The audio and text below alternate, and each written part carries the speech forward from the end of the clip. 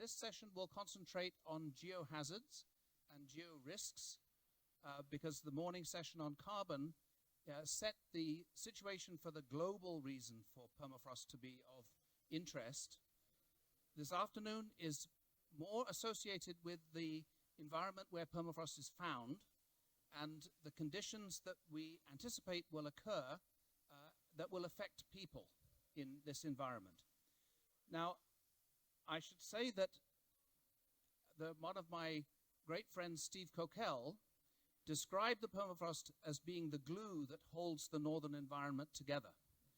The problem is that the glue is becoming unstuck.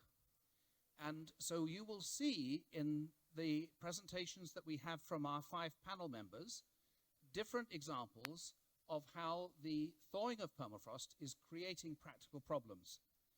But while we do this, I'd like you to bear in mind 3 elements of the change in permafrost environments and what that means. The first is that there are gradual changes that have been occurring for some time, but they are gradual. They're not very rapid, but because they have been experienced for 50 years or more, they are now in the situation where, to quote Gustav from this morning, the signal is louder than the noise. That is that we can see that the environment is changing, particularly because in northwest Canada, for example, we have a baseline from 50 years ago against which we can make adjustments to today. So gradual adjustment over a long period of time leading to substantial changes in the environmental system is one theme. The second theme is that there are now occurring more frequently what we used to call extreme events. And when we describe them as extreme events, they were unusual events. But now they're no longer unusual. So the extreme is no longer becoming extreme. What we should have as extreme now is perhaps unimaginable. And the difficulty with people is, and this goes way, way back to the Roman historian Lucretius, is that it is very difficult for us to understand or anticipate what is something that we have not experienced ourselves. So the question of what is to come is an imagination, exercise in the imagination. And the second, and the final element for you to please consider while we're going through this session is the idea of positive feedback. That is that there are changes that are occurring in the system at the moment which are magnifying the effects. A simple example is where the ground thaws out and subsides, then in the following winter, there will be deeper snow, and so the ground will be warmer. And if the ground is warmer, then it may subside more the next summer, and that will lead to a deeper snow cover and therefore more warming. So there are a number of these positive feedbacks that we need to consider. Now, I'm joined this afternoon, by 5 eminent people who have come from a long way, all from different places, to speak with us. First of all, Professor Dr. Hugues Langtuy from the Alfred Wegener Institute and also the University of Potsdam. He is the head of the Coastal Geomorphology Unit for Arctic coasts at the Alfred Wegener Institute, and he will begin our discussions with coasts in a minute. Then we have Moritz Langer from the Vrije Universiteit in Amsterdam, and Moritz will be talking to us about infrastructure. He's particularly interested in the infrastructure that we constructed in the past to contain wastes of one form or another, but which now is no longer sustainable as infrastructure. Then we have Philipp Schörnig, who is from the University of Grenoble-Alpes in France. And Philipp will be talking to us about hazards in mountainous regions.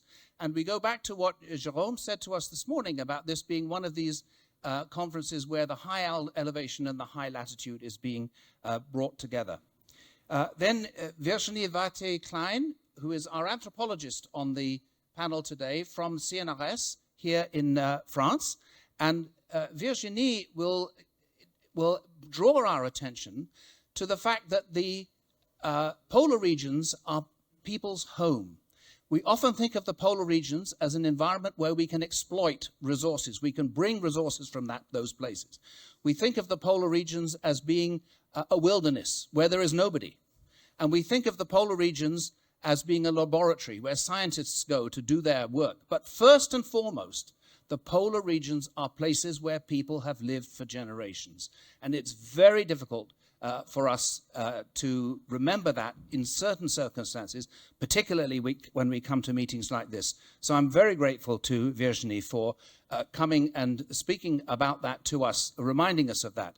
And finally, we have Tenzing Sherpa, who some of you may have seen earlier today. And Tenzing has come to us from ICIMOD, which is the Institute for Collaborative, the International Center for Integrated Mountain Development, which is in Kathmandu. And Tenzing will talk to us really about somewhere where I hope that many of our people in northern societies will go to, which is to be in a location where they can actually generate and run the research which is necessary for us to deal with some of these problems. So I thank you for coming, and I'm going to hand over immediately to Hugues. Thank you very much, Chris. And actually, your introduction was almost mine, so I'm glad. So that's going to allow me to be a bit shorter. My presentation is very much, a lot of the items I'm going to show are actually taken from the outcomes of a project that just concluded that is called Nunatarjuk, which is a unique project actually for permafrost because it bound together permafrost scientists, modelers, economists, engineers, and a lot of community members from the Arctic in this project in establishing priorities, defining research objectives, and looking together in a collaborative way at the outcomes. And why did we do that? Because the coast is actually facing dramatic threats right now. This is the coast of the Arctic, and what makes those coasts so special is that they are confronted with the presence of ice. There is ice in the permafrost here. This is a picture from Kikiktaruk, Herschel Island in the northwestern Canada. And you have my PhD student, Steffi, staying on top of this exposure here.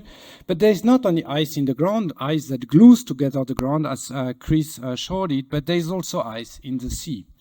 And both the ice in the sea and the ice on the land are melting. And that leads to dramatic consequences for the coast, a coast that in the past had been exposed to summer waves for 3 to 4 months and is now exposed to those waves for 4, 5, or 6 months, going into the late autumn season and being exposed to autumn storms.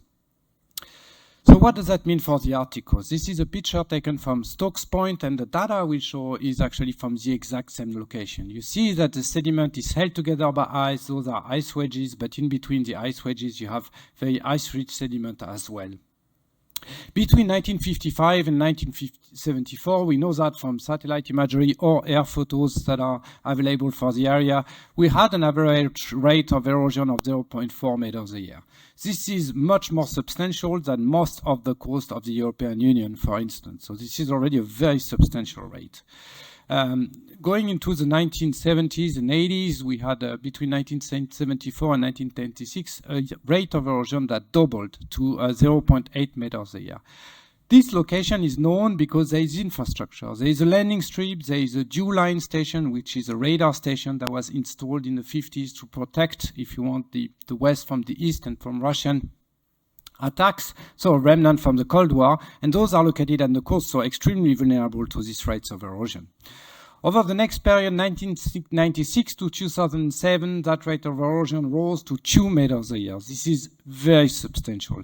And now we just analyze the data until 2022, and this is what we have. A rate of erosion now of 7.6 meters a year for this location. And we revisited the data several times for 2020, 2021, to look at this, and this is real. It's not an artifact or one specific season where that happened. It's a substantial increase. We see substantial erosion every year. So that raises a lot of issue, obviously, because a lot of the material which we talked about this morning is rich in carbon, is rich in contaminants, and that is delivered to the nearshore zone. And Moritz will touch upon that very much in his presentation. Now we try to look in that project at the future, and that is something that should enlighten a bit our discussion on priorities. This is the first attempt to model erosion in the Arctic, so permafrost coastal erosion in the future. You will see the rate erosion on the left side here. This is in meters per year. And then we're going to start with the historic rate of erosion, so that the time scale on the x-axis. And here, this is what we know from this model published by David Nielsen, is that we stayed just slightly below 1 meter a year. This is the average rate for the entire Arctic here, and then approached the rate where we are now. So you can see that increase. But if we add like scenarios, IPCC scenarios, and an optimistic one and a business as usual one, this is what we get. So with a scenario of 8.5, you could almost have a tripling of the erosion rate. Think of erosion as a block being exported from its place on land to the sea. You're going to basically export 3 times as much material to the sea. So your rapid thaw, your abrupt thaw that was described as Gustav this morning, I think this is what you get here. Now, the way we see the coast is usually like this, these vast areas of ice. This is basically what calls on imagination for students wanting to study that. And we think of that and we are attracted by this emptiness of Arctic coast. But as Chris rightly said, this is not how the coast looks. This is Tuktoyaktuk in the Arctic, and there is a myriad of communities spread around the coast in the Arctic, and each of these communities is increasingly faced by the impacts of permafrost thaw and the ones of coastal erosion. On the next map here, which is a beautiful map on permafrost that we created in the project, you see the extent of permafrost along the map. And the data I'm going to show you on the next slides are all settlements that will be exposed to coastal erosion by 2100. And there are a lot of them. And they are located pretty much everywhere along the coast. You start with Russia, of course, but Canada, Alaska here. So those settlements will be exposed to coastal erosion with different types of consequences, but that's where permafrost matters, and you could say that it's time to act. I will conclude my presentation by referring to this beautiful product we just released, the Arctic Permafrost Atlas, which I have here. There are a couple of flyers around. You can go online, check it out. All the data I showed mostly in that presentation is available through it, and a lot of different like visual products that you can check out. Thank you. So thank you, Hugues. And now we'll turn to Moritz. Thanks, Hugues, for this wonderful introduction, and also to the speakers from the session in the early afternoon or. So I'm going to talk a little bit about the emerging risks that comes from thawing permafrost, specifically for infrastructure and also the containment of contaminants in the Arctic. And what you see on that picture here is what we already showed and outlined here. This is a typical Arctic settlement. It's Aklavik in the Northwest Territories in the Mackenzie Delta. And actually we have people living on still frozen ground. But what we've learned so far from the speakers before is that this is going to change or is already changing. And in this settlement in particular, it inhabits about 600 people living on that frozen ground. And you can imagine all these buildings are depending in their stability on the solid frozen ground, and also on some protection against erosion along the shoreline of that river that is also becoming more and more intense when the permafrost is melting, or is thawing, sorry. As Hugues also already mentioned, we have a lot of people living on frozen ground. Hugues was concentrating on the coastal region. Here you see all the settlements that we have located on permafrost. And it's about 5 million people that are living on frozen ground, actually, and a little bit more than 1,000 settlements. 30% of these settlements are located at the coast, and Hugues was showing, well, those settlements will face dramatic problems, something that you can see on the upper photograph here, that buildings are basically being washed away. The settlements, which are about 70% of the rest of the settlements, are located inland, and those are affected basically by the thawing of the ground. And thawing of the ground means something in the photograph you can see here. We have subsidence. If it happens at places where we have very high ice content in the ground, then we talk about thermokarst processes, and that leads basically to complete disintegration, to complete collapse of buildings. But also the normal subsidence, very slow subsidence, is problematic for buildings. In the Netherlands, we know what we are talking about when we have settlement of the ground. It is pretty expensive and it is dramatic if individuals lose their own housing because of that movement of the ground.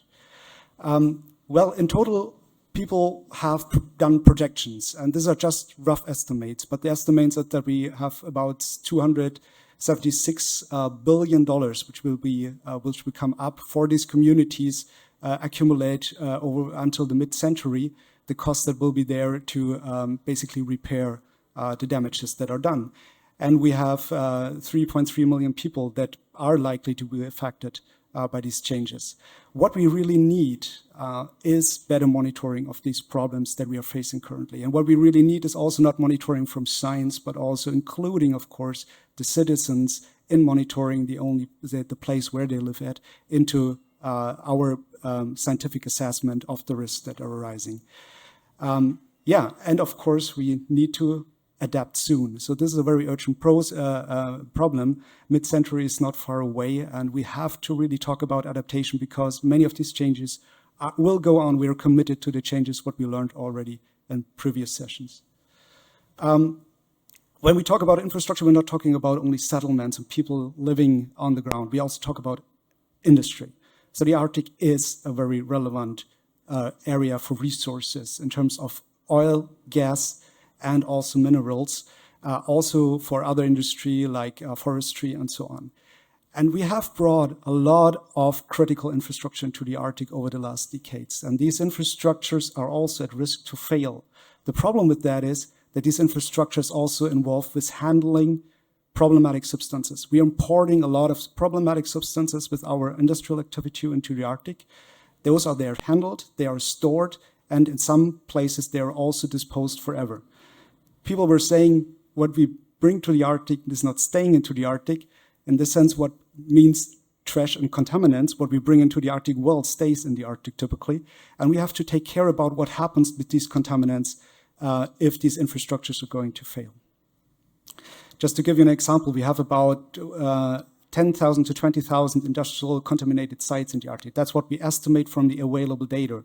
And I can tell you that is basically just the tip of the iceberg because our data set is not complete. We know that 5,000 of those contaminated sites will be experiencing thawing. That means these sites are contaminated, they are currently still frozen, and they will thaw until the end of the century or during that century. We have a high level in our uncertainties about these topics basically because the data are very scarce. That's very problematic, and this induces a lot of uncertainty in our predictions what happens to the ecosystems and also maybe to the health of the people that are living in the areas surrounding these places. What we need is a more transparent documentation on what we bring into the Arctic. That is absolutely needed because so far, even for a scientist, we try to get as much data together as we can, but it's no data really available to predict how much and what kind of substances we have basically stored in the Arctic. And this is going to become a problem pretty early. Well, we are not talking only about point sources of contaminants when we talk about the Arctic. That was already mentioned before. We talk about aerial contaminants as well that were brought into the Arctic by remote transport via the atmosphere or via riverine systems. This could include mercury, heavy metals were mentioned, but it also includes other atmospheric chemicals, like, for example, persistent organic contaminants that are even also problematic and accumulating in the Arctic, in the permafrost, over a very long time and creating problems. For mercury, for example, if you look into how much is stored in terms of mercury in permafrost soils, it is twice as much as what we have in other locations on the planet. So there's a pretty huge amount of mercury that could be related to that. Then there's other biochemical risks that are emerging, which we are currently, because we don't have information from science yet, we don't know what it means basically. What does it mean if we have ancient bacteria that are going to be thawed out of the ground and transported somewhere else and being reactivated? We don't know what viruses could do. And even ancient DNA, we don't know if it will be useful. Interesting for sure, scientifically, but basically we have too little information to really say something about the potential risks about that. And with that, I'd like to switch over.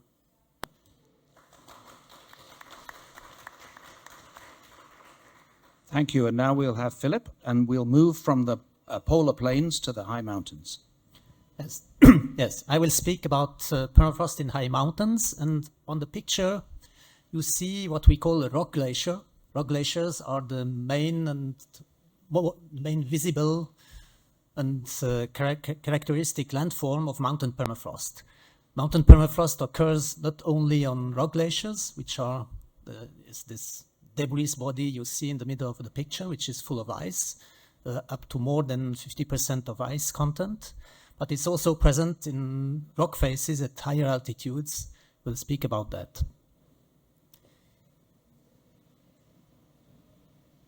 Mountain permafrost is present in all high altitude mountain ranges of the world, including on top of Kilimanjaro at the equator. The extent of permafrost cannot be mapped directly, it can be only modeled. You have on the picture two pictures. One is the Alpine Permafrost Index map, which is very well calibrated and validated by field evidence. And the other picture shows the Himalaya range and Tibetan plateau with a similar modeling approach, but where the field validation is very sparse or almost absent. The Tibetan plateau is not really mountain permafrost in the sense I will speak about in the next minutes. It's the issues in this Tibetan plateau are more close to those of Arctic permafrost. But I told this map is not well validated by field evidence, and it's the same in many mountain ranges. We really need a big effort for field surveys and better modeling of permafrost extent to be able to know or to model where permafrost is potentially present for better managing it. Permafrost in general covers much larger areas than glaciers in mountain ranges. In the Alps, it's 2 to 3 times more than glaciers. The ice volume is much less than glaciers. As an example, in the French Alps, permafrost is estimated to cover potentially up to 700 square kilometers, glaciers between 150 and 200 square kilometers, but the ice volume of glaciers in the French Alps can be estimated to 20 cubic kilometers, whereas ground ice in permafrost is maybe 1-2 cubic kilometer at the maximum. So this gives you the proportions. As I told you, permafrost in high mountains is present in rock faces at high altitudes, which is ice-poor permafrost. It's mainly frozen rock with the fractures filled by ice, and rock glaciers, which are a mixture of ice and debris, and which is ice-rich permafrost. And the problems are quite different in both cases. What concerns high mountain rock faces, the main issue are rockfalls. These rock faces are frozen. That means that the cracks are filled by ice. As Chris mentioned, this is the cement that glues the things together. If this ice is melting, the cement is gone and the rocks can fall down. This is directly related to summer temperatures and to seasonal thawing of the surface. And in the Mont Blanc area, where these phenomena are monitored since more than 10 years now, there is a clear link. These are the two figures between summer temperatures and rockfall frequency in the high mountain part of the massif. The red bars show you the summer heat waves of, I cannot read it here, but I think it's 2012, 2018, 19, and 2022, which was a record year.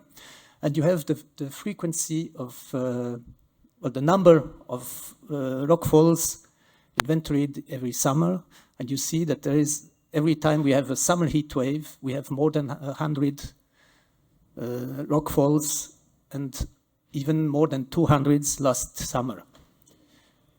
So this is well documented now in the Mont Blanc Massif, which is the best laboratory for that, but the similar things probably happen elsewhere in other mountain ranges, but is not as well documented. Also, there's also a need to document these issues. On rock glaciers, the things look quite different. Rock glaciers are moving features, and what we observe there is an acceleration of the speed or the velocity of rock glaciers, which is usually some decimeters to 1 meter per year. And we observe now accelerations up to several meters per year. The graph on the picture shows you a compilation of the instrumental period of rock glaciers in the European Alps, and you see clearly the increasing velocity trend over the last 25 years. We are able to reconstruct mean velocities back to the 1950s, thanks to aerial photographs, and the trend is clearly a new thing since 20, 30 years now. This acceleration of rock glaciers is not a hazard by itself or only for infrastructure built on them, but they become possibly an important issue if they are linked to or connected to torrential systems, like on the picture. On the picture, you see in the foreground the front of a rock glacier, which is overhanging a torrential basin. And the front of the rock glacier is just falling, feeds with stones the torrential system. And on top of the image, you see the settlement of Les Ouches in the Chamonix Valley, built on the torrential cone, and the torrent crossing it with sometimes very large debris flows. So this acceleration of rock glaciers is possibly increasing the sediment supply to the system and triggers more frequent or more intense debris flow events. In some rare cases, there can also almost be a destabilization of parts of a rock glacier, which directly triggers debris flows. We have some cases documented also in the Alps. This can affect settlements several hundreds or even 1,000 meters lower than the rock glacier itself. Such hazards are something rather new and is not yet implemented in the hazard regulations and hazard management policies, and there's a need to do that. Another impact of mountain permafrost degradation is the melting of ground ice.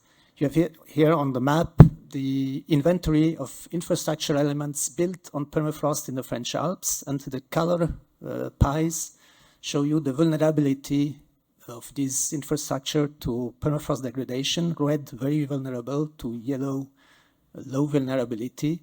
And you see that there is a real issue of destabilization of mainly ropeway transport systems like cable cars, ski lifts, and so on. There's an issue mainly for ski tourism in the Alps, but also more recently for access for mountain huts, or even mountain huts themselves that are one or two are now destroyed by movements, ground movements. Last thing, it's not really a geohazard, but an important issue in dry mountains is rock glaciers and more generally ground ice in permafrost as a water resource. This is a great issue for dry mountain ranges like the tropical Andes, where it is much studied. In these areas, meltwater from ground ice can be the only water supply to rivers during the dry season. And this is a very important issue. Argentina, I think, and Chile already protected rock glaciers through law, their nature protection laws, as a water resource. Why are they important? Glaciers are melting quite quickly, but permafrost is reacting with a delay and will react much slower. This means that once the glaciers are gone, the only water resource that remains is the ground ice in permafrost areas. And when this is gone also, the only which remains maybe are groundwater is in other areas, but this is very sparse in these mountain ranges. So it's a very important issue. It's still controversial to how much water is really stored. The blue circles on top of the graph show you an estimate of the water resource. The biggest to the left is the estimate for the tropical Andes. And there is even more uncertainty on the true water supply from ice melt. So there is a real need for more knowledge on this issue. Good. Thank you very much, Philip. And we'll move now to Virginie. Thank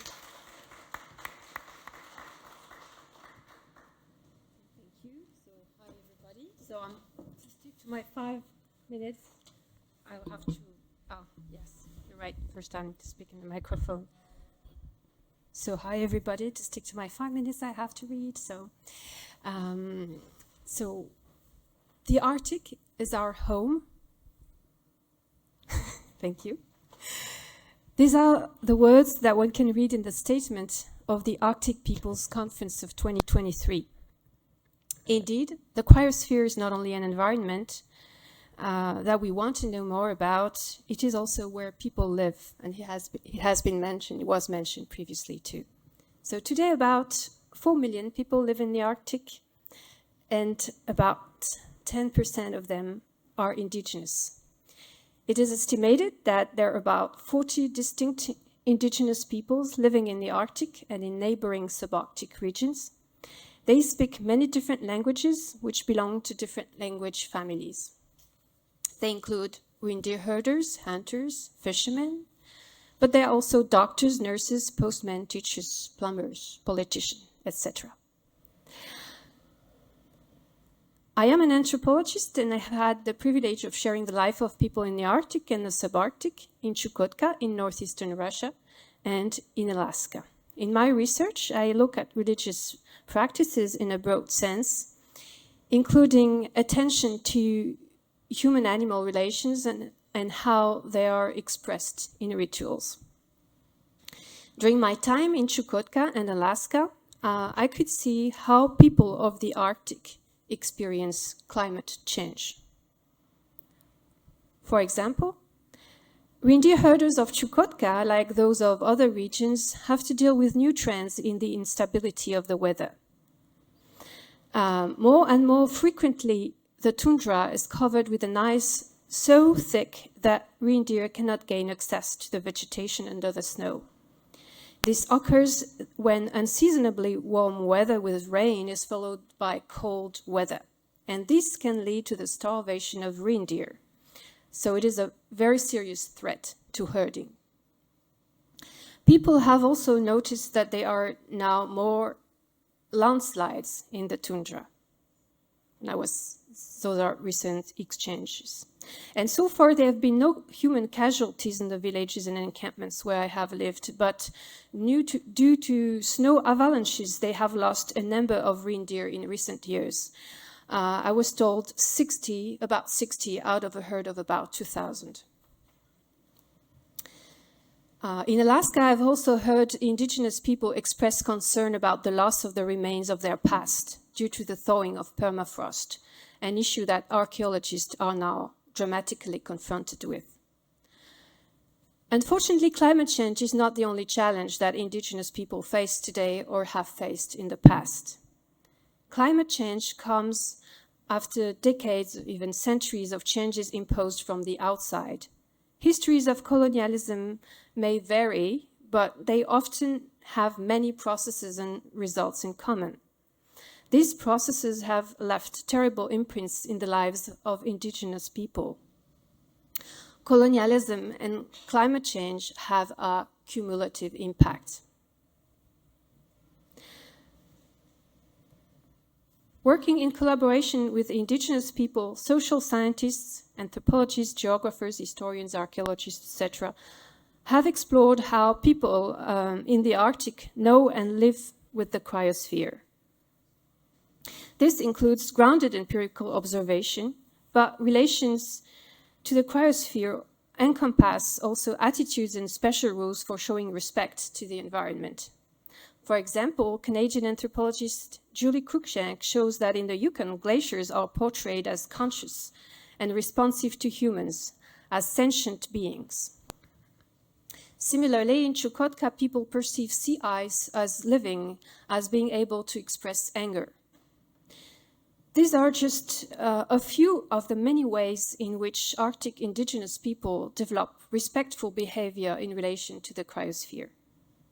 Scientists doing research in the Arctic should know more about the existing varieties of perceptions and knowledge among the many inhabitants of the Arctic. Under these conditions, both representatives of indigenous communities and scientists call for more co-production of knowledge about the Arctic. For example, at the 10th International Congress of Arctic Social Sciences in 2021, 15 social scientists, some of whom are indigenous, made the following statement. We should aim, I quote, here their title, shaping Arctic's tomorrow through indigenous knowledge engagement and knowledge co-production, end quote. For these authors, quote, individual researchers should ask themselves, what can I do to make this happen, end quote. And to this end, the author call on, I quote again, research institutions and funding agencies to support and enable meaningful collaborations at all stages of research projects in the social and natural sciences. And to conclude, I would like to go back to the statement of the Arctic Peoples Conference of 2023 and read one part of it. So I quote, we urge states, governmental authorities, corporations, research institutions, and civil society to empower Arctic indigenous peoples to lead efforts to address climate change that are in line with our rights, indigenous knowledge, and ways of life. End of quotations. Thank you for your attention.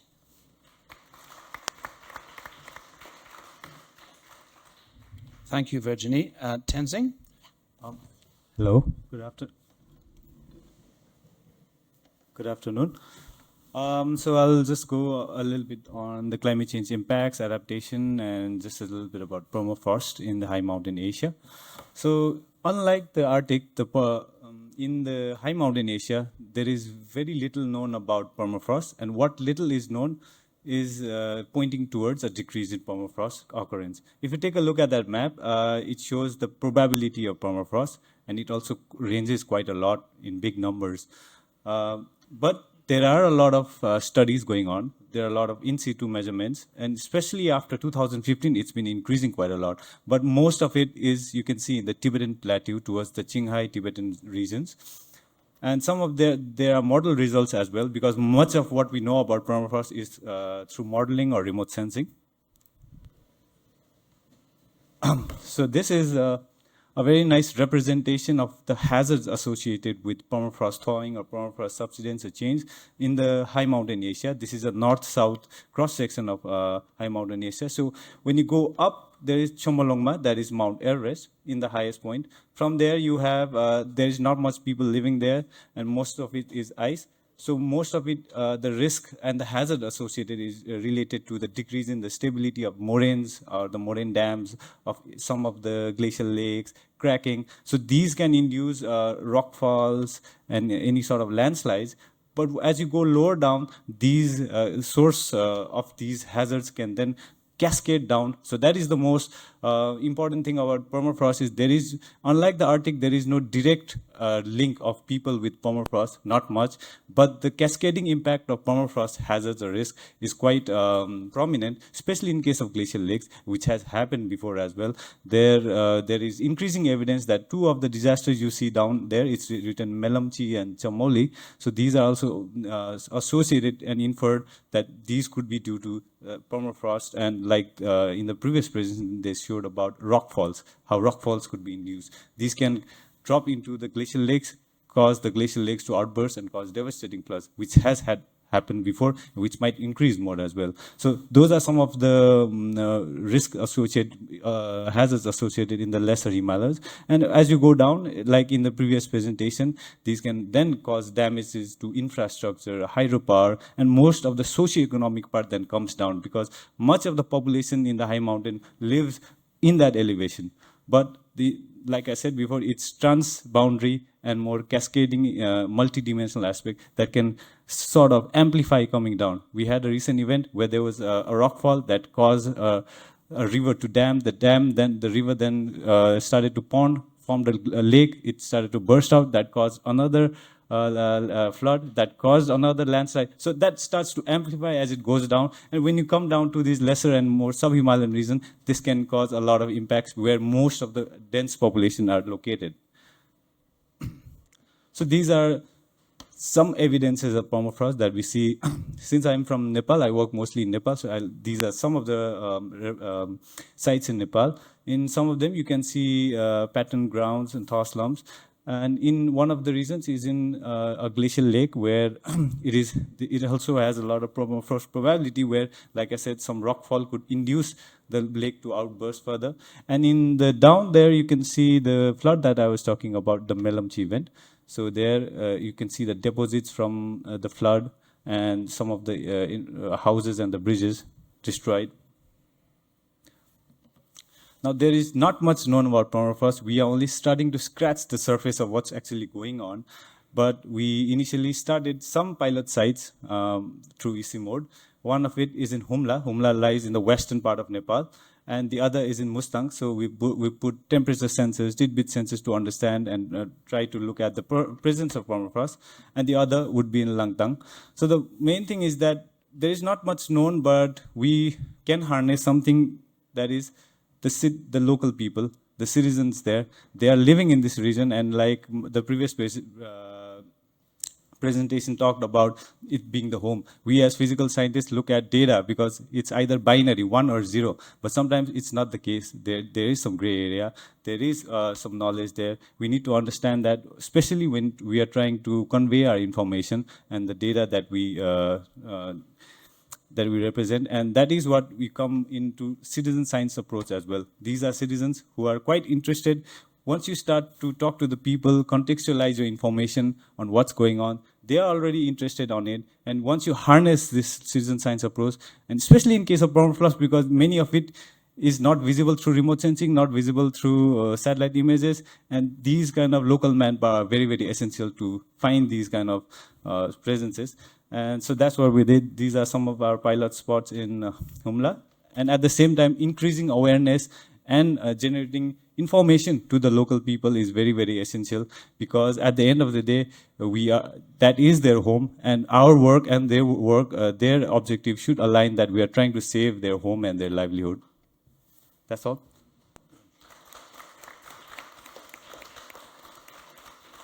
Well, thank you, Tenzing. So I now have a couple of questions for the panel before we open it here and to discuss the ramifications. I should point out that the session here will end at about 4:30. So now we have about 10 minutes for panel discussion, and then we'll have about half an hour, 25 minutes for you to make comments on the recommendations that we have. So the first question I have leads directly on from Tenzing's point about data. And I wonder if each of the panel members in turn could assess for us the quality of data that they have in their archives, the access to data in the archives, and also the question of the conservation of data in archive, particularly permafrost data. And I know Ug is involved in this in a major way because he was very much part of the GTNP activities in the last 2 decades, which is really the one of the benchmark permafrost archives. So Ug? Well, I would say that the status is that it's very different. And most of the are very much like what Tenzing showed about citizen science.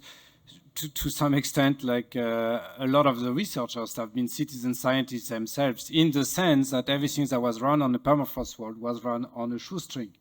We really had little money. I don't think I'd like to say it like that. There's one Earth, there's one permafrost. And we now realize from this session that this has a major impact on the climate to come for the next 300 years at least.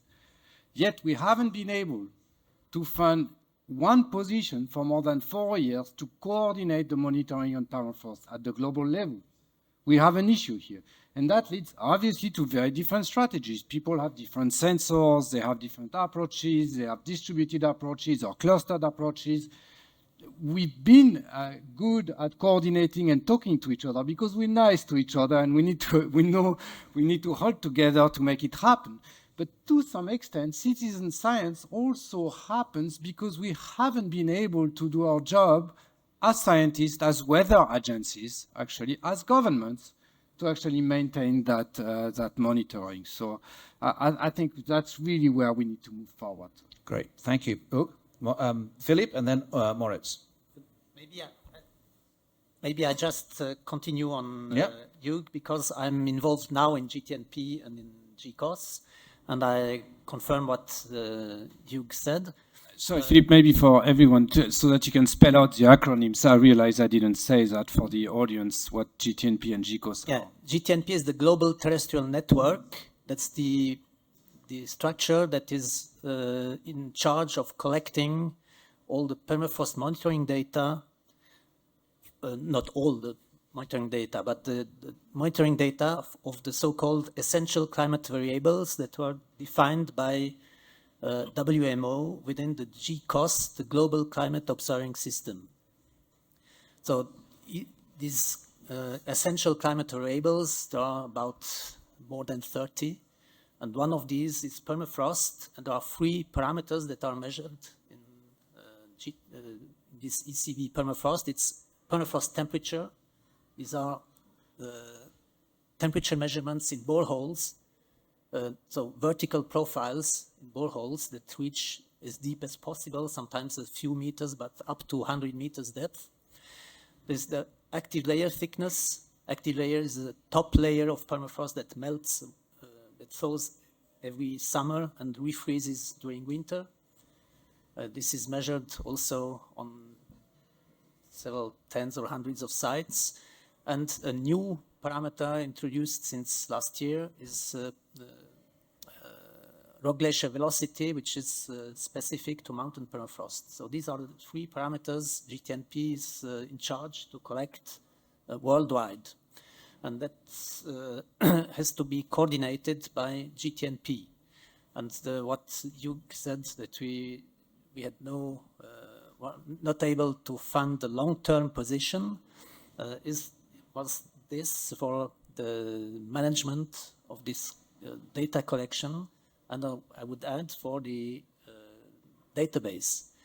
For permafrost, you have neither a permanent position for coordinating this data collection, nor a permanent database like other communities. This is a true problem for also data conservation, long-term data conservation, which is very important, and data availability. We fund this by project monies, and Hugh is very important for this because he got a lot of these research monies through projects he coordinated or initiated, but it's not a long-term solution. So it is very important now to get something more sustainable. In the implementation plan of GCOS, one of the priority actions is to promote stable data centers for every ECV. And we really have to go into this direction. And one other point is to support also the national scientists and organizations that collect the data and provide them to GTNP. And there we have faced another problem, that in many countries there is no national structure, there is even no national correspondent for GCOS. Some countries are very well organized, like Switzerland, who has a national GCOS correspondent, and a national GCOS secretariat funded by the government, and which funds and supports financially the data collection for glaciers, permafrost, and other parameters. Many other countries have not. France, for instance, has no GCOS correspondent. So that's another priority action of GCOS, to promote again national correspondence for GCOS correspondence for every country. And that's important, and every government promotes this and nominates an active person who is proactive to get in touch with the scientists, with the governmental agencies, and with WMO for making the link between this data collection, funding possibilities, and the GCOS. Thank you, Philip. Moritz, do you have a comment? And then Yeah, very brief comment, because actually I'm not only dealing with contaminated sites, I'm also a permafrost modeler. I can just emphasize how important those data are to really get our models to work properly and do realistic projections in the future. So this is super important. But another comment that I have on that is basically what we see typically when we show the map of where we have measurements of permafrost, these boreholes measuring just permafrost temperature, nothing fancy, but super important measurements. It's only a few spots on this 70 million square kilometers that we have in permafrost. And problem with permafrost is, of course, we don't see it from the surface. It's subsurface phenomenon. We can't see into the ground. We don't have yet satellite technology allowing us to really look down deep into the ground, giving us the chance to do this. So we rely on that data. But we have also seen we have more than 1,000 settlements located on permafrost. And I would like to put a little bit of maybe strengthen the idea of that we include these settlements, these citizens in these settlements on the permafrost region in collecting the data. And this goes also to the funding agencies, because it's actually pretty difficult to get money transferred to our partners in the communities doing that kind of work for us. So they deliver data for us for free, using that in science, but actually is a lot of work involved in that. And I would like to maybe bring up on the table here the idea to also make them real research partners, the communities we work with. So that's my... thank you, Moritz. Virginie, you must have something to say about that. Well, yeah, I just support that. Oh, sorry, I'm bad at microphone. Yeah, I really support that, of course. Yeah, and also your point, Hugues, I mean, this is a really, I don't know how much it may appear in the final recommendations, but a lot, unfortunately, depends about funding and giving us the mean to be both good researchers and ethical, which goes with taking care of our planet in a way. So I support indeed everything that may lead us into more circulation of data on the field where we do research and working together. But as you said, not just adding, I mean, giving a real role to people, basically. Yeah, and about, I don't know if that's the part of the question, but you asked about access to data. So I was surprised this morning, and that's a question I had, that you can work with the satellites over Russia, or at least get data. So this is more, I mean, for me, I can with social sciences, we can't. So, well, basically, yes, for researchers in doing research in Russia, this is a problem today of access to data. But I don't know if this is the topic today, and I don't know how much it impacts our colleague. But that what your question made me think of. Thank you. And Tenzing, maybe you could illustrate how through ISIMOD you're able to develop a data collection, data archiving, data warehousing environment, which is also gives access for all of the members of ISIMOD.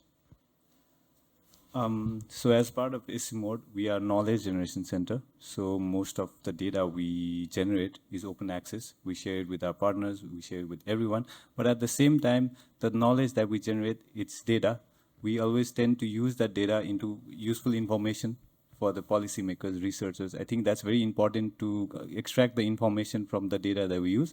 And at the same time, use that data to actually work for the people that live. And in case of citizen science approach, it's a difficult task. I know, asking people to take data for you and everything, but it's the way you sort of motivate them, right? Because at the end of the day, it's their home and everything. You term them as local scientists, maybe some science into it. Some people might be interested, some might be not. We had many local observers, some were not very good, but the first incentive is some funding. But in a long term, unless people are not motivated enough, they will cheat, they will not actually go on par. So I think there is some sort of contextualizing, like in case of, so a very good example was when I did a research, we presented weather information from Mount Everest to mountaineers. We said it's going to be minus 18 degrees Celsius and tomorrow is going to be minus 30 degrees Celsius. For a mountaineer, that's like, okay, that's cold.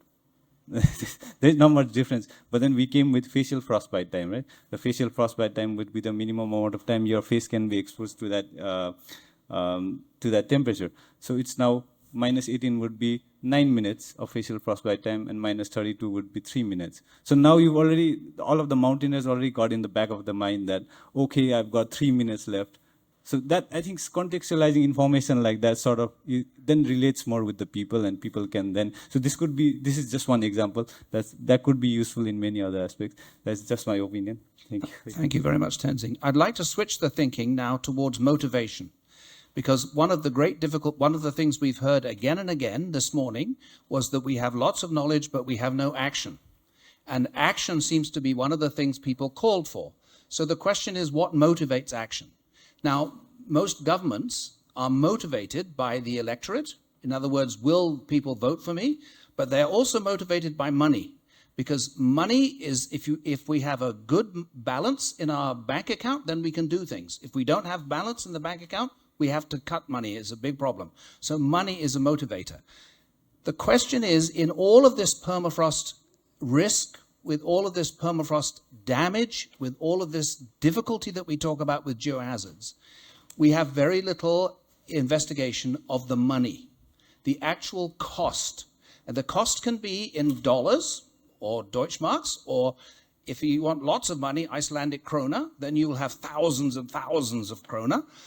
Or the money, the other motivation can be in terms of life.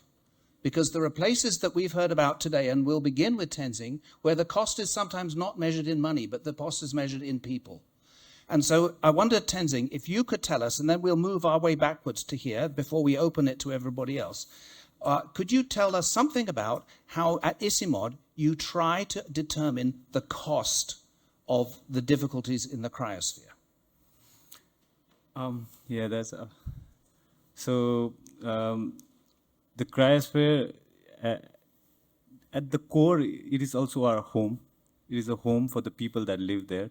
So the cost of our home, the cost of the people there, I think that should always be undertaken when we are trying to convey the information. Most of the information that we convey are bad, is bad news. Nobody likes to hear bad news. So I think, like, especially when it's your home, you have a sentimental value to it. You have abstract value to it, which is not sometimes conveyed. So I think in that aspect, I think that's much of what I have to say. I think our Dr. Pema could add in more to that if he wants. Okay, Pam, do you want to say anything, or are you okay? Yeah. Okay, thank you, Virginie. It's an important question, the action and how to transform all this in action, and the money and the cost. to me, I don't know. I don't know if I can reply as an anthropologist here. Just seemed to me that everything was said this morning has shown that the cost is extreme for all of us. So it should be a motivation that is enough. But yeah, it seems to me that it's and there's also the cost that doing something may do to us, because there were discussions about I can't remember who mentioned that, but doing more online things, maybe less traveling and less using less. So are we also ready for that cost? And it's problematic questions, because kind of the statement I had also at the end of my talk is that also people also want to decide what cost they're ready to pay, or Arctic people. I mean, there's what do you live and what do you take, and there's the economy, there's the environment, and what I mean, I'm trying to have an Arctic perspective. I'm not sure I'm clear, but what are you? Yeah, how do you balance all this cost together? Okay, thank you. Philip? If that's clear. I will concentrate my answer on the European Alps. I mentioned the threat on high mountain infrastructure, mainly cable cars, ski lifts, and so on. So one can consider that ski tourism is anyway condemned for the next decades. But the problem is much larger than that. Even a symbolic and important cable car like the Aiguille du Midi in the Mont Blanc is at risk within decades because of permafrost degradation. And also traditional mountaineering activities like alpinism, access to mountain huts is at risk now. Several mountain huts were closed this summer in the Écrin Massif, for instance, because the access became dangerous because of rock falls. So I would say that the whole touristic future of mountain resorts in the Alps may be questioned by permafrost degradation. The immediate concern is more the disappearance of snow cover, but permafrost degradation comes next. And in my opinion, every touristic development strategy or conversion strategy of mountain resorts should consider permafrost mainly for infrastructure, but not only, as a whole. Yeah. Okay, thank you. Moritz, do you have something on your... You mentioned money in your talk. Yeah, well, there's this projection how much it will cost to repair infrastructure, but this is only the estimate of the material damage that will happen. There's, of course, way more involved, like biodiversity, what are we going to lose with changing Arctic? There is ecosystem changes that we cannot foresee what this will mean for nature as well as human being and even on a larger scale. So it's very difficult to put costs inside. What is more easy maybe to put on realistic numbers in terms of costs is what we do in terms of industrialization in the Arctic. Because the thing is, we all use resources from the Arctic every day in our daily life, be it oil, gas, be it mobile phones, materials, whatever, we use it. We do that, and we basically the mining and the extraction of these resources brings damages to an environment. And this is not something specific to Arctic maybe, but they're very, very obvious, and maybe not so obvious to many people because it's far away. But if you would think about that, all the damages done, plus all the substances brought into Arctic, would have to be transported out of the Arctic and restored again, then you could do easily the math how much basically a gallon of oil would cost from the Arctic, or from gas, or minerals from the Arctic. And then we would maybe think twice how much of those materials we really like to use. And that might be a way to motivate it. That would be my take. But I think this is a very difficult question we face everywhere in environmental studies, environmental safety, and so on. Okay, thank you. And Ug? Yeah, I'll try to be brief, Chris, but I think that's a very good point you make, and I like that you brought it up, because when we use the word money in such a context, it's always seen as a provocative statement. We're talking about research, but it is an instrument to help decision making to some extent. After all, that's what the Millennium Assessment did with the ecosystem services to some extent. There was an instrument to facilitate decision making, or to put a money figure on some very abstract understanding of ecosystems. So here with permafrost, I think one of the issues is that all of this work hasn't been done.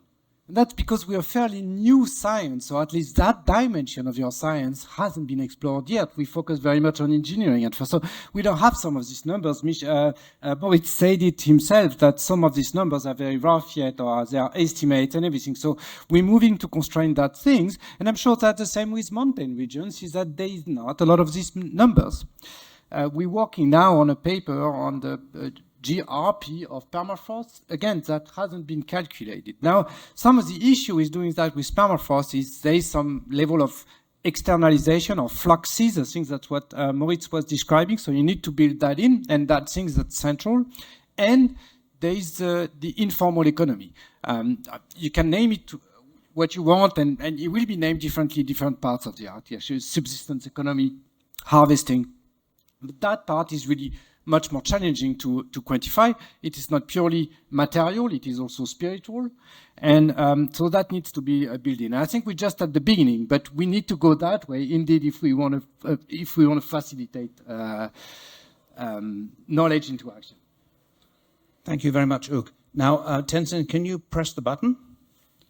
And we go to the next slide. So these are the themes that we have in the georisks. So we don't have carbon in this list of themes that we have.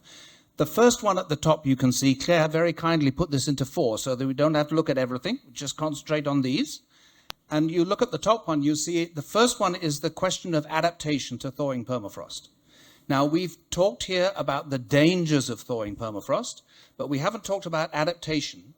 And the reason that we've raised this is basically because engineering in permafrost regions aims to keep the ground frozen.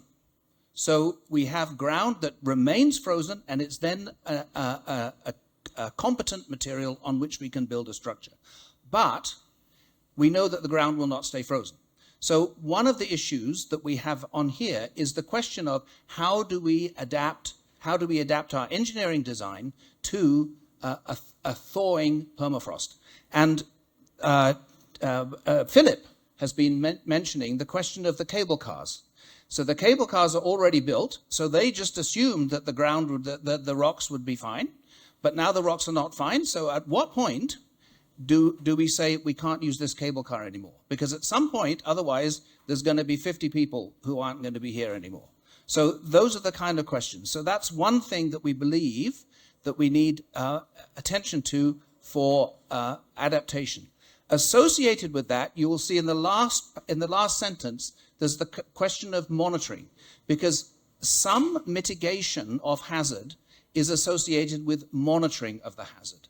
In other words, if we know what's going on, we can manage it, because a lot of mitigation is associated with management rather than obliteration of the hazard. That's the first thing. The second topic is the quantification of the financial aspects. This is what we've just been discussing. It turns out that in the circumpolar world, there is only one jurisdiction where we know how much it costs to maintain the roads of that environment in a way that we can use and can calculate. That happens to be the Yukon Territory. In Canada, in the Northwest Territories, they don't know how much it costs to maintain the roads. In Nunavut, there are hardly any roads, so it doesn't matter. And when I asked in Alaska about this, I was told I was making an aspirational statement that it was very difficult for anybody to determine how much it was. But, and the point is this, we have had 20 years of noticeable climate change. So we should have an empirical basis upon which to determine what has happened. And therefore we can get around in some ways the Lucretius problem that we had before. The third item is what we've heard from Virginie and Tenzing here about the engagement of local people, but residents, indigenous and non-indigenous. the element here, I'd like you to read very carefully, and this is why I'm very delighted that Isimod was here. We say greater involvement of indigenous other people of the cryosphere region is essential in all aspects of research. All aspects of research doesn't mean just going and collecting some data for me, or it doesn't mean driving my skidoo, or it doesn't mean I'm going to go and fish you out of the river when you fall in, right? It's all aspects. So that means co-development, that when research projects are developed, then local residents should be involved in that. And then the fourth one, the continued support, is the same as what we had the discussion for this morning. So I'd open the floor to any questions that you may have about these and any other elements of the discussion you've heard in the last two sessions that you feel we should introduce, and then we will be happy to do that. And if there's other questions you want to ask, just please. Yes. Sorry for my ignorance, but this will be part of the statement for tomorrow. So, okay, so all the three topics will have statements like this. Okay.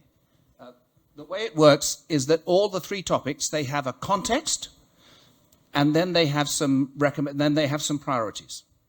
Permafrost is the most succinct statement. We were asked to make 1.5 pages. We made 1.5 pages. There are other ones, they're 4 pages, 5, so much, right? So in the permafrost, what you see is what you get. We'll get 2 of the ones from this morning, and in addition to these 4. So I think in total there are 6, and maybe, Claire, you might have amalgamated 2 of them into the...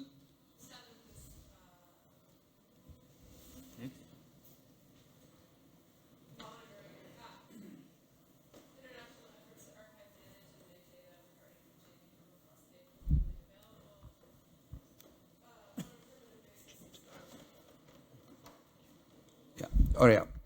Okay. And maybe, Chris, I think one thing to say is that we've been very conscious of not referring to any specific country, any specific project, any specific international initiative, but remaining very universal and inclusive in that sense. So I think that was good in that sense. I'm loud enough usually when I'm speaking. I'm Nicole from the AVI.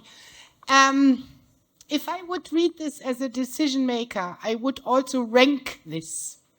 And then I find it not good, I have to say. I would put item number 4 as item number 1. Because I learned here, I'm not a permafrost expert at all, but I learned here that a lot of data is missing, that we need sustainable support for data management, that we need to go in the field. For me as a decision maker, that comes here at the very end. So I would put this up front. I thank you for that. The reason why we didn't have it up front, even in the other thing, is that because if you ask for yourself, then they probably discount. So we were asking for other people at the beginning. The priorities we're assuming other people's priorities, not my personal priority. I would like lots more money, of course, like everybody in the room is a motivator.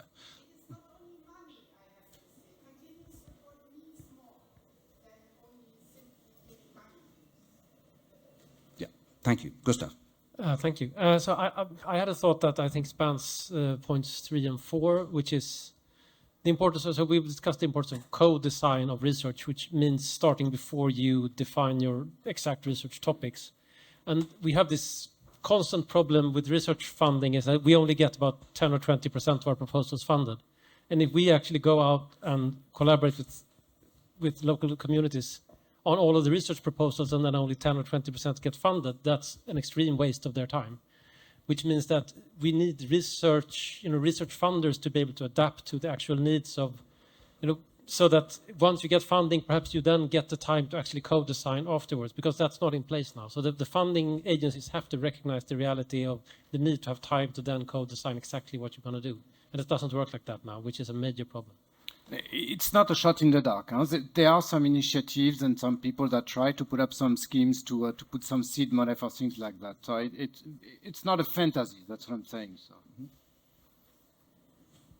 I would say one of the problem of funding, of monitoring, is that it is not research, because research is making new things, and observing is the contrary, make the same thing for decades.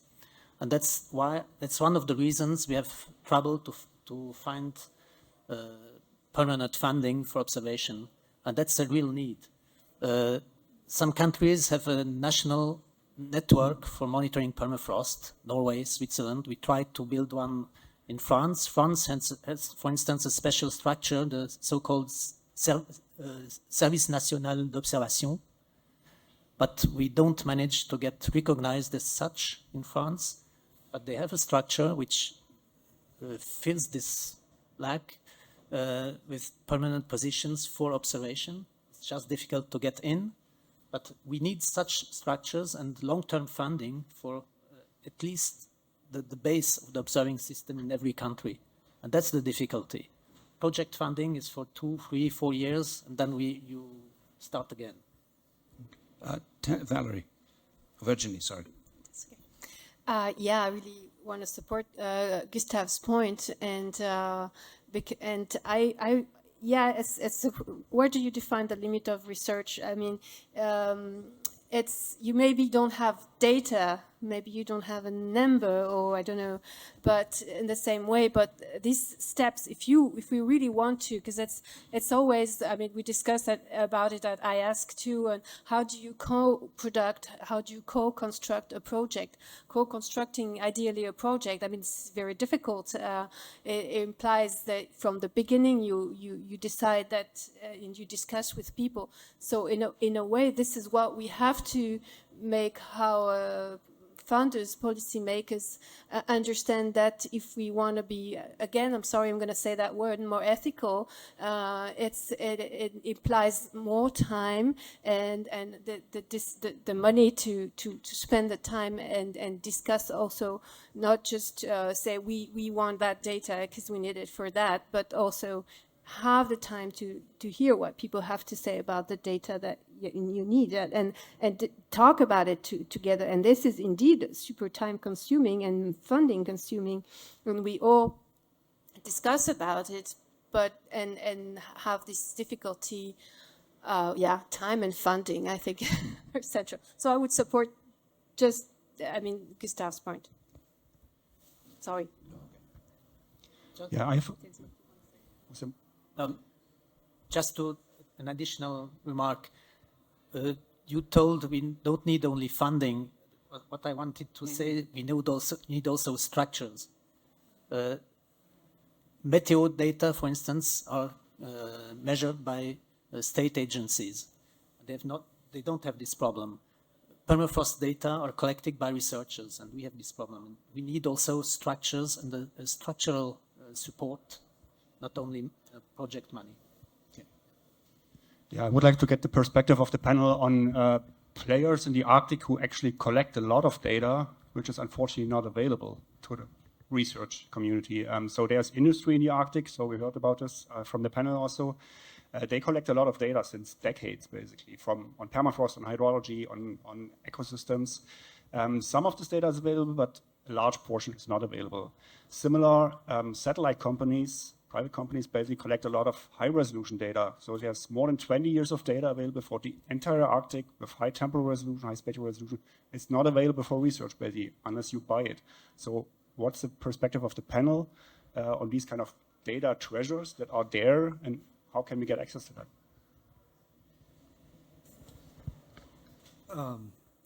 It's would be absolutely great to have access to this treasure. I mean, you're talking about companies doing, for example, drilling.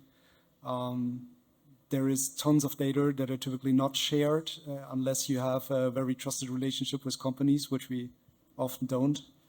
That is a problem. It would be great if there would be any rules in place and legislation that is basically that it is. You must basically share the data that you gather for these regions with science, with the public. So if those rules would be in place, that would already help a lot to close gaps that we see.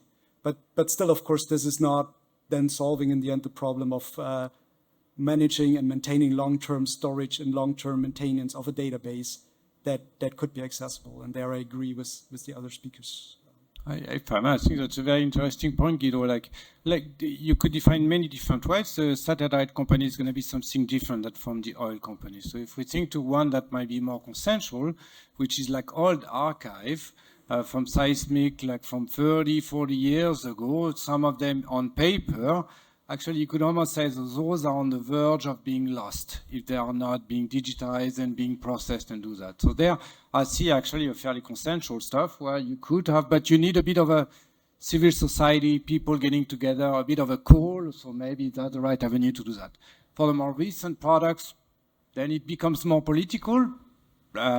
Arguments play for copyright and investment on the side of companies that make those investments to make something commercial out of it. So where does the issue lies? I don't know. So where do you decide to actually release those data? I don't know. That's for it to be defined. But certainly I think the interests of science of the scientific community should be voiced so that you kind of point out where it should be going, I think.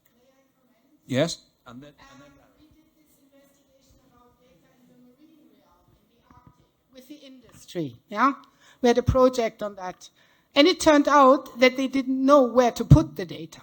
They wanted to deliver, but they didn't know where they should put it and how to do it. And here, I could imagine, at least for some of the industry, it's the same problem.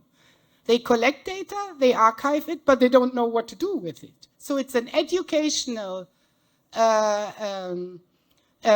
challenge for scientists to go to the industry, to ask them and to also inform them how and where they should store their data. thank you. Now, Larry. So I'm Larry Hinsman, White House Office of Science, Technology, and Policy. And I like each of these statements, and I've liked them every time we've said them for the last 10 or 20 years.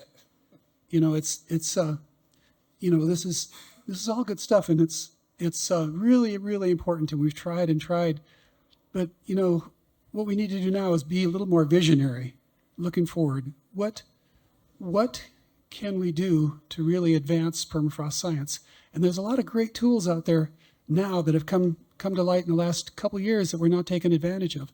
One of the things several of you have mentioned that, you know, our permafrost data comes from drilling. But where else can we get that permafrost data? Can we use the artificial intelligence techniques that have come out to combine those with drones, combine them with satellite imagery analysis, combine them with vegetation maps, you know, to simulate the permafrost extents and the permafrost dynamics? And, you know, the really great modeling that's been done recently is through artificial intelligence, analyzing these massive data sets. And so we need those massive data sets. So how do you build them? You know, so we really have to look forward, not just struggling with what we've got now, but where can we be in 10 years? Thank you. If I may, Chris, I think to some extent, Larry, to some extent, often when we see those developments, we want to reinvent the wheel in science. So like there is, I think, a reflex on the side of the scientific community. It's like, we know those techniques exist, let's recreate those. And sometimes I find we have a hard time discussing with stakeholders who are actually much better at doing those things that we are as scientists. And that might be valid for remote sensing, that might be for KI, or like for other AI, sorry, or KI, that's the German one, sorry, AI. So I think like that's part of the effort. It's also going out of our comfort zone and maybe talking to private industry actually in building partnership to address some of these issues. And I must say, this is not something I was educated to do as a reflex, but that's probably part of the deal. Okay, thank you. Antoine? Thank you. Thank you for the presentation and the statement. I agree to all of it. I would like to add something to the point of to have a greater involvement of the indigenous people and the local communities. I think it's also important that we continue to educate also in our country and to raise awareness about the permafrost. It's also very critical in the local communities, but also here, not only in France, of course, in many countries, because we need to attract new scientists, new methods, to have more interdisciplinary projects. But also we need to educate also our future citizens, because what we know now, and we are, I think everyone here is agree with that, that what happened in the Arctic doesn't stay in the Arctic. So we will be impacted by what's happening there. So we need to continue the education. So I don't know if we need to add a sentence in the statement, but just maybe continue on that. Thank you. We'll do that. Now, it's very unusual to do what I'm now going to do, because I would like David Hick, please, if you could say a few words. The reason is that David is the chief scientist for the Canadian Polar Knowledge, Polar Knowledge Canada. So he's actually at the forefront of many of these things in the discussions. And I wonder, David, if you could say a few things that might inform the discussion that we're having. And I'm sorry to put you on the spot. Thanks, Chris. This is why you're such a good friend. Hi, everyone. David Hick. I live in Iqaluit in Nunavut for the last few years. And I just want to support the statements and all of the things we've been discussing. So I won't reiterate that. But my point would be that, and for 20 years in these sorts of meetings, we've said we need more monitoring, we need more information. But we're at a point right now where I think there's a consensus that the state of the permafrost and the rate of change of the permafrost environment, its connection to the rest of the environment in the cryosphere, is on a trajectory that's very, very worrying. And I think these statements could be even stronger. And the reason for that is right now, the investment in new infrastructure, never mind the existing infrastructure that's in trouble, but new infrastructure, at least in the Canadian Arctic, in housing, in transportation, so airports and small craft harbors, roads, in all of the things that close that infrastructure gap that exists between the Arctic and other parts of our communities and our countries that have more infrastructure. Those investments are happening right now, whether it's in civil infrastructure or mining or other things. And I think being able to make some clearer predictions that would help the engineers, and I'm glad this came up in the last part of this, in thinking about what the adaptive designs, sustainable designs would be, because much of the infrastructure we're investing in are things like renewing power generating capacity in communities. Those are 50-year investments, 60-year investments. Same with housing. We need to make sure that we're doing this in a way that will survive the changes that this community is already predicting will take place. So that would be my, I guess, very supportive call out to the recommendations, to the conversation here, and to the science community. We have to find ways to work together with other with policymakers, with industry, with society as a whole. There's lots of interest in the rate of change, but understanding where we're headed, I think we have to be much clearer perhaps in the risks that are attached to the short-term changes that are going to take place. Thank you, David. One more, and then we must close because it's after 4:30. Okay, yeah, I totally agree with you that it needs to be, that can be more firmly. But what I've listened to all the stories, and then if I look at adaptation to thawing permafrost, we only talk about infrastructure. But I think it's also need to adapt to water security, food security, health issues. So I think that can also be stronger in the first point. I think we have them in there somewhere, but I don't know exactly. Yeah, you see it at cost food security, but the whole the financial aspect.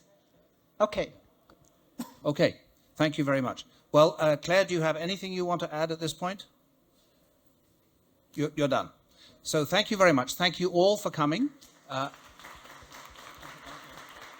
Thank you very much to our panel, and thank you for the preparation that you put in, and we look forward to seeing you more in the rest of the meeting.